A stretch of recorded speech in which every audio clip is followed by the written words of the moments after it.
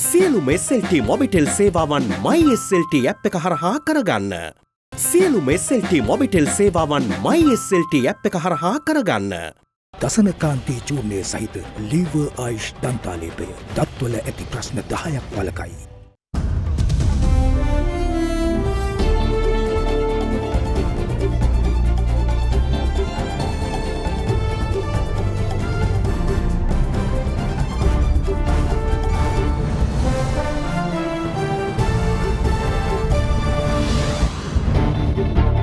Tonight, Focus. Ambassadors of EU countries urge President Ranil Wickremesinghe to pay special attention to succeeding in process of GSP Plus, International Monetary Fund talks and the UN Human Rights Council. Choice. President Ranil Wickremesinghe tells all parties to inform whether they will join the government or sector committees. No way home. As foreign media confirms President Gotabaya Rajapaksa's arrival in Thailand, Thailand's premier says the former head of state cannot engage in politics. Contradiction. Even though the controversial Yuan Wang-5 ship awaits approval to dock at the Hambantota port, Harbour Master claims that no such request was received. All this and much more coming up tonight on First at 9, this Thursday, the 11th of August 2022. Vim දියර millilitre 100 smart pack එක රුපියල් 85ට දැන් වෙළඳ පොලේ. From AdaDerana, this is AdaDerana First at 9.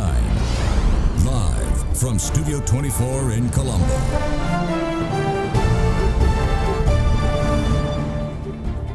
Good evening and welcome to AdaDerana 24's English News. I'm Andrew Bernard. Now in your top stories for tonight, ambassadors of the European Union countries in Sri Lanka have urged President Ranil Wickremesinghe to pay special attention to three key ongoing processes, which are the GSP Plus, talks with the International Monetary Fund and the UN Human Rights Council, adding that they hope that concrete steps will be taken by the government to make these processes a success. During a meeting with the President, they said that they are a partner of Sri Lanka in challenging times. However, protection of civil and human rights, freedom of expression and right to dissent are of utmost importance to them. Ambassadors of the European Union in Colombo called on President Ranil Wickremesinghe at the Presidential Secretariat yesterday. The delegation of the European Union in Sri Lanka tweeted that they had a constructive meeting with President Wickremesinghe. The note said that the European Union is a partner in challenging times, and for them, protection of civil and human rights, freedom of expression and right to dissent is of utmost importance. They say that they agree in bringing Sri Lanka back on track, which requires joint and inclusive action.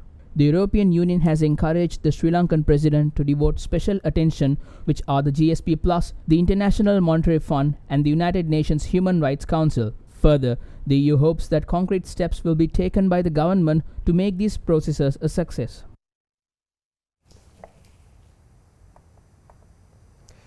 Now, President Ranil Wickremesinghe held another round of discussions with several political parties on the formation of an all-party government. During that meeting yesterday, he asked political parties to inform him whether they will be joining the government or represent the committee system. However, Samagi Jana Balawegaya and the supporters of Dallas Alahaperuma in Sri Lanka Pudujana Perumuna urged President to represent a plan for the all-party government, as they claim that the government lacks a plan so far. Yesterday, President Ranil Wickremesinghe held discussions with several parties on the formation of an all-party government. Discussions were attended by several independent parliamentarians of Sri Lanka Pudujana Perumuna, including Anura Priyadarshana Yapa, and also with MP Rishad Badyuddin's All Ceylon Makka Congress, Sri Lanka's Muslim Congress of MP Rauf Hakim, CV Vigneswaran's Tamil Makkal Thesiya Kuttani, and parliamentarian Mano Ganeshan's Tamil Progressive Alliance. During the meeting, President Wickremesinghe said the establishments of sector committees is currently underway, adding that he has realized the need of establishing several interim committees.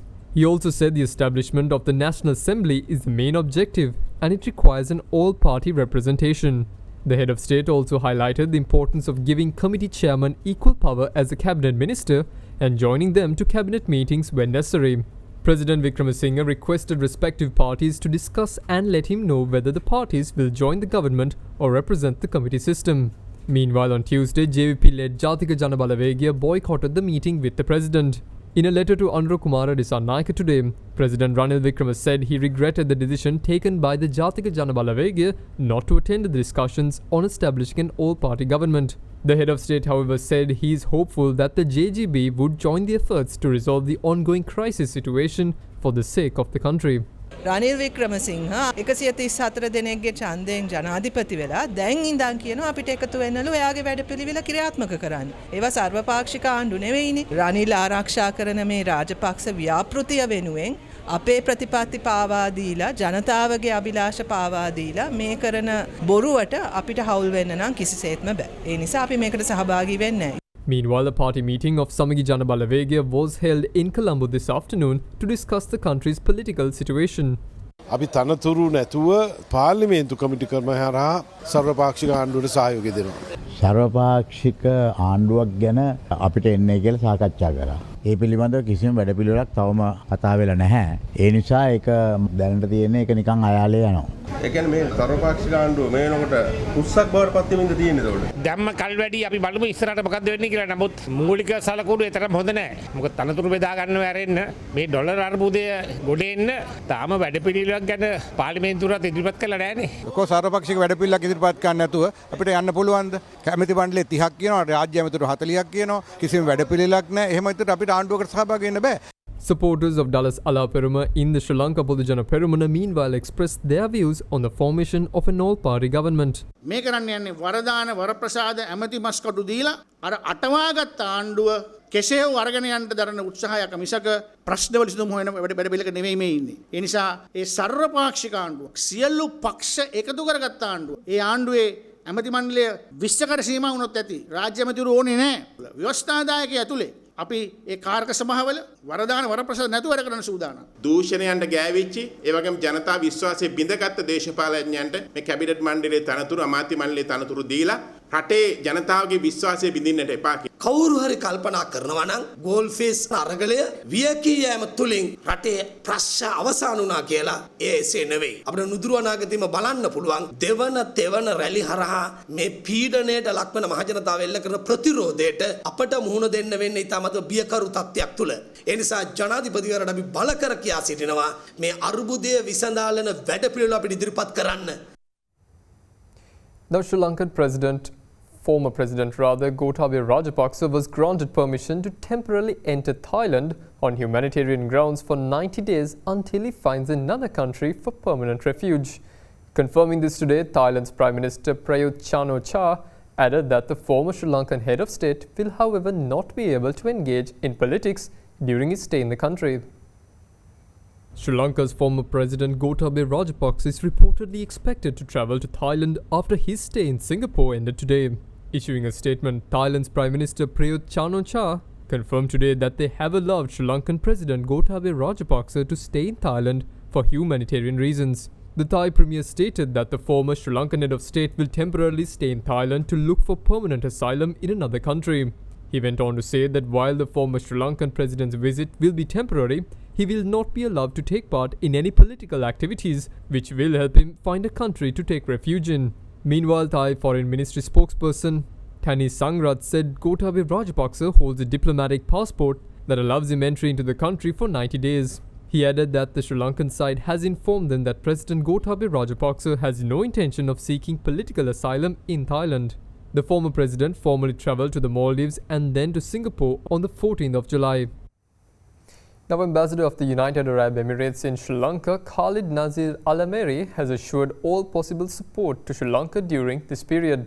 During a meeting with Sri Lanka's Foreign Minister Ali Sabri, the UAE ambassador in Sri Lanka discussed areas of cooperation for the two countries. Meanwhile, in another meeting, the New Zealand High Commissioner Michael Appleton assured continuous assistance to the government of New Zealand to Sri Lanka.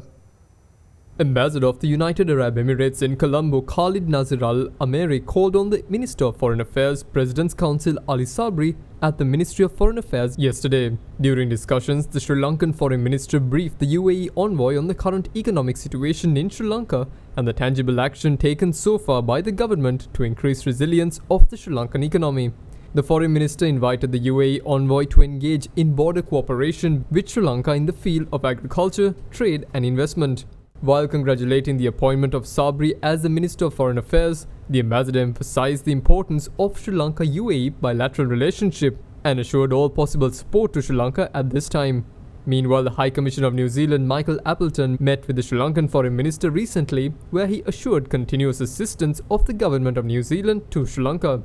Foreign Minister Sabri referred to decades of cordial relations and thanked New Zealand for the continued support and assistance extended during challenging times. And we'll be back with more news. Stay with us.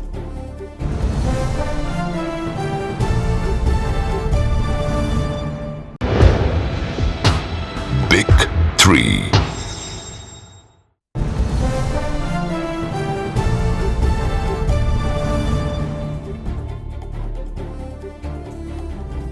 Welcome back. Now, the controversial Chinese research vessel Yuan Wang 5 did not arrive at the Hambantota port today, even though the vessel was scheduled to dock at the port for a week starting from today. The research vessel is currently awaiting approval to enter the Hambantota port while staying 600 nautical miles southeast to the port. However, the harbour master of the Hambantota port stated that he has not received any request of such a nature.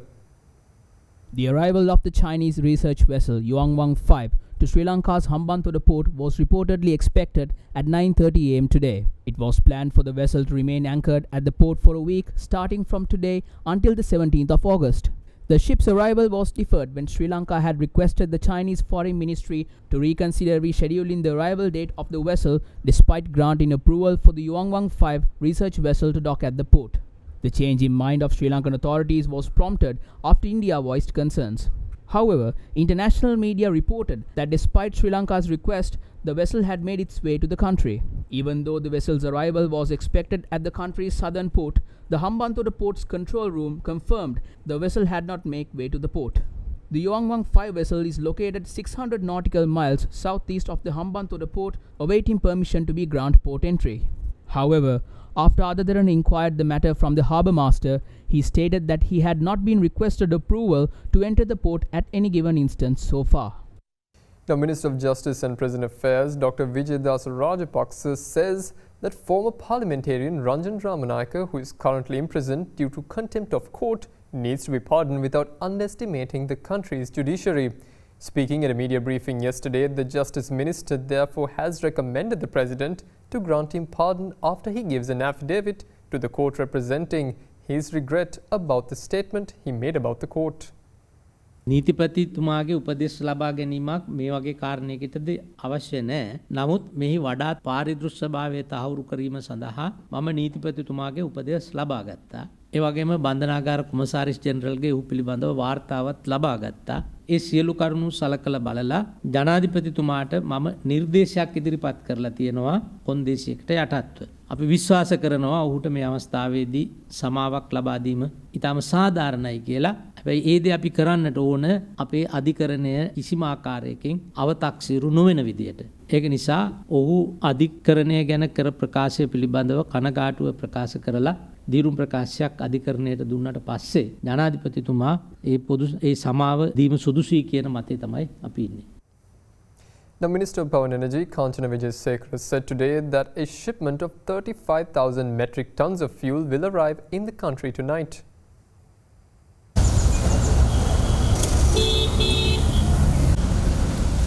The minister added that fuel aboard the vessel will be unloaded tomorrow.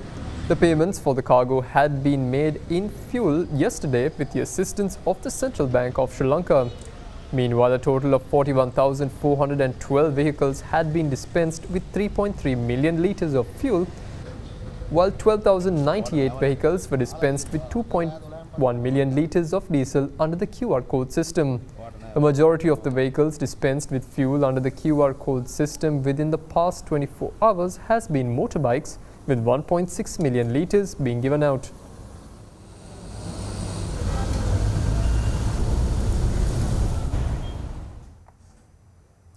Now, the Ministry of Transport says a luxury train will be operated between Colombo and Badulla starting from this weekend.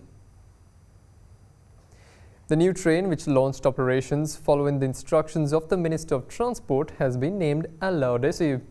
The train is scheduled to operate every Saturday, departing Colombo Fort at 5:30 am and arriving at Badulla at 3:55 pm.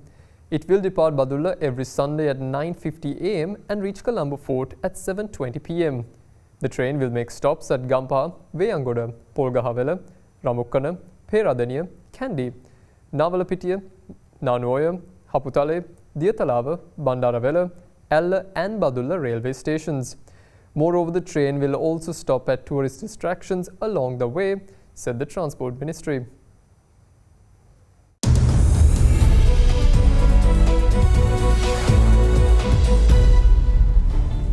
Welcome back. Now, gold prices eased today from last session's one-month peak, weighed down by a hawkish policy remarks by US Federal Reserve officials, even as data pointed of signs of inflation peaking.